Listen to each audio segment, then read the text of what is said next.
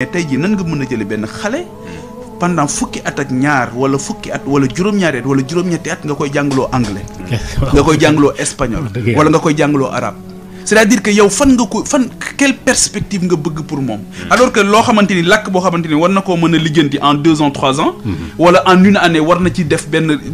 jox bu am solo nga bëgg ko cee cantonné alors que dëppoowul ak say enjeux de développement dëppoowul ak say kii donc pour man il nous faut waaye ki toll ci yaakaar nag war a faj dara mënoo ko faj war a dog bu mu gàcce comme on dit war a soxla te lan moo gën a métti nga soxla mbir bu ko faj te mënoo ko faj mais li ma wax léegi ngay xëy voilà lan moo gën a métti loolu c'est-à-dire que peut-être que ñun on n'a pas ce sentiment parce que yàlla ak ñuy suturaal alhamdulilah mais mets-toi à la place de moment bii ñuy wax ki nga xamante ni bëgg na faj dara bëgg na jënd café rek mënu ko jënd est-ce que cela peut expliquer la violence non dama bëgg a wax ne c'est loolu mooy violence bi njëkk parce que moment boobu day gis ne moom la mu moom te jotu ci am na keneen ku ciy jëfandikoo noo xam ci bakkanam rek la ko teg réew mi ñëpp a ko bokk léegi nag comme ñëpp a ko bokk te góorgóorlu ñu ba kenn ku ci nekk la nga war a am mu am ko damay déglu keroog benn kilifa ci réseaux sociaux yi mu ne Sénégal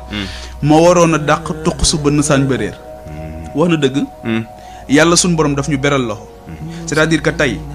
démb damaa gis ay image ci RTS image yu Kédougou wallahi lazim dama rus j'étais très gêné dëkk boo xamante ni dafay génn ci richesse kenn xamul ni mu toll le premier lingot d'or Habib Thiam moo ko génne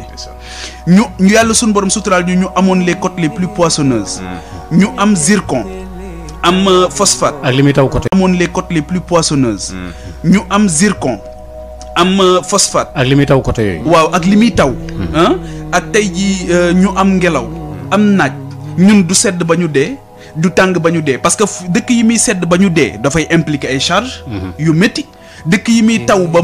dëkk yi muy sedd ba ñu dee tamit dafay kii ñun yàlla daf ñu suturaal daf ñu defal tawfeex leneen li ci des nag mooy léegi nan la ñuy def ba loolu ñu mën ko jëfandikoo ba nga xamante ni li pour xam soppi Cheikh Ahmadou Bamba mii nga xamante ni dafa nekk tamit une figure emblématique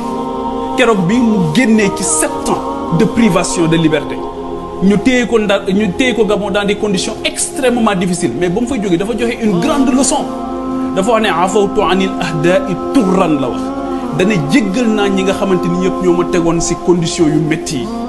le pardon mooy tax nga accéder à l'universalité mais on ne sait plus pardonner ku jekku nit dóor faire le pays de tâter le pouls soo génnee Dakar gii wala bala ngay génn Dakar fii nga am problème nga gis nit ñi ni ñuy dundee nga dem foo xamante ni gis nañ ni accès à l'eau accès universel li ñuy wax nii Mame Boye Diao xam na ci dara il vient de Kolda la réalité mooy tey nit ñi dañ leen di jox lu ñu saabu bu ñu sangoo tous les hommes politiques sont sur le terrain pour maye saabu on est dans un pays boo xam les gens amuñu saabu et après on vient nous dire que nit ñi tey ji kan moo ci am problème mu saabu ci ñun ñi mais am na ñoo xam dañuy dem di leen may saabu ba pare di ko photo di ko wane ci internet bi c'est ça la dure réalité de la vie Madar amuñu ko Madar c'est ça le Sénégal aujourd'hui donc pour man soyons beaucoup plus humbles gouverner générosité la nañu ci def yërmande nañu bàyyi ñi am poste am domba tànk tey foog ne ñoom ñoo am le monopole de la vérité jàpp ne ñoom ñoo gën a bëgg réew mi li ñuy joxe nii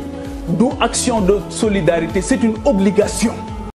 bu leen fàtte abonné ci chaîne bi activer cloche bi ci ñu ko defagul bu ko defee vidéo bu ñëw di ngeen ci jot ci njëkk ak teranga mais surtout gars yi liker leen commenter partager.